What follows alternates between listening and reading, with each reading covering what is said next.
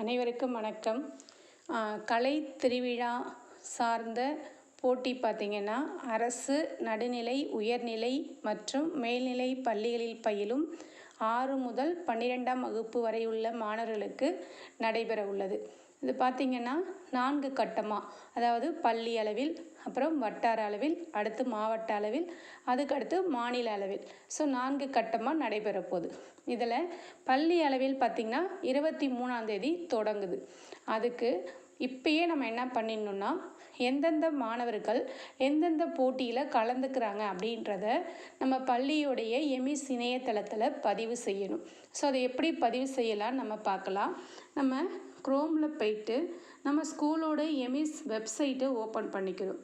So அதில் போனீங்கன்னா இங்கே லாஸ்ட்டில் ஒரு 3 லைன் இருக்கும் இல்லைங்களா, அதை டச் பண்ணணும். டச் பண்ணிங்கன்னா நிறையா ஆப்ஷன்ஸ் காமிக்கும். அதில் ஸ்கூல் அப்படின்ற ஆப்ஷனை செலக்ட் பண்ணுறீங்க. அதை செலக்ட் பண்ணிங்கன்னா லாஸ்ட்டாக காம்படிஷன் அப்படின்னு சொல்லிட்டு ப்ரோக்ராம்ஸ்னு இருக்கும். அந்த ப்ரோக்ராம்ஸை நம்ம டச் பண்ணணும். ப்ரோக்ராம்ஸ் டச் பண்ண உடனே இங்கே ப்ரோக்ராம்ஸ் எல்லாமே செலக்ட் பண்ணுற ஆப்ஷன்ஸ் தான். ஸோ ப்ரோக்ராம் வந்து டச் பண்ணுறோம். கலை திருவிழான்னு ஒரு ஆப்ஷன் தான் காமிக்கும். ஸோ அதை செலக்ட் பண்ணிக்கிறோம்.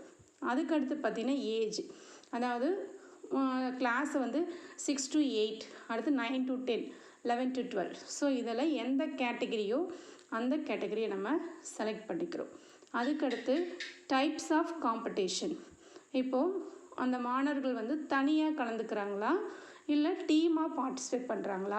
தனியாக கலந்துக்கிட்டாங்கன்னா இண்டிவிஜுவல் செலக்ட் பண்ணிக்கணும், டீம்னா டீமை செலக்ட் பண்ணிக்கணும். அதுக்கடுத்து ஈவென்ட் கேட்டகரி, அதாவது மொத்தம் 9 கேட்டகரி கொடுத்துருக்குறாங்க. அந்த 9 கேட்டகரியில் எந்த கேட்டகரியில் அந்த மாணவர்கள் கலந்துக்கிறாங்க. சப்போஸ் வந்து கவிதை கட்டுரை எழுதுகிறாங்க அப்படின்னா அது மொழித்திறன்றதில் வரும். அப்போ மொழித்திறனை நம்ம செலக்ட் பண்ணிக்கணும். ஸோ அந்த கேட்டகரிஸ் எல்லாமே நமக்கு தெரியும், அதை பார்த்து நம்ம செலக்ட் பண்ணிக்கணும். இப்போ மொழித்திறனை செலக்ட் பண்ணிவிட்டு டைப்ஸ் ஆஃப் ஈவெண்ட் அதை டச் பண்ணோம்னா இந்த மொழித்திறனில் இருக்கிற சப்ஹெட்டிங்ஸ் எல்லாமே நமக்கு வரும். ஸோ இதில் அந்த மாணவர்கள் எதில் கலந்துக்கிறாங்களோ, சப்போஸ் தமிழ் கட்டுரை போட்டி அப்படின்னா தமிழ் கட்டுரை போட்டியை நம்ம செலக்ட் பண்ணணும். செலக்ட் பண்ணிவிட்டு இங்கே ஆட் பார்ட்டிசிபெண்ட், வியூ பார்ட்டிசிபெண்ட் இருக்கும்.